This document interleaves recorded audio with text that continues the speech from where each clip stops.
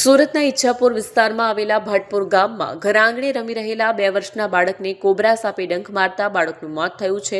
એકના એક પુત્રનું મોત થતાં પરિવાર પર આફ ફાટ્યું છે. બાળકના મોત બાદ સાપનું રેસ્ક્યુ કરાયું હતું. ઘર નજીક રમી રહેલા બાળકને સાપે ડંખ માર્યો. મૂળ છોટાઉદેપુરના વતની દિનેશભાઈ નાદલા રાઠવા હાલ ભાતપુર ગામના પોસ્ટ ઓફિસ ફળિયામાં પરિવાર સાથે રહી કડિયા કામ કરી ગુજરાન ચલાવે છે.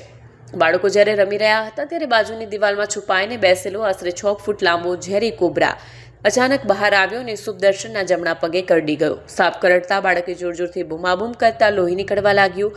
બાળકની ચીસો સાંભળી પરિવારજનો અને આસપાસના લોકો તાત્કાલિક દોડી આવ્યા. પરિવારજનો સુખદર્શનને તાત્કાલિક સ્થાનિક દવાખાને લઈ ગયા, પરંતુ તેની હાલત લથડતા તેને વધુ સારવાર માટે સુરતની નવી સિવિલ ખસેડવામાં આવ્યો. કમનસીબે ઝેરની અસર વધુ હોવાથી ફરજ પરના તબીબોએ માસૂમને મૃત જાહેર કર્યો.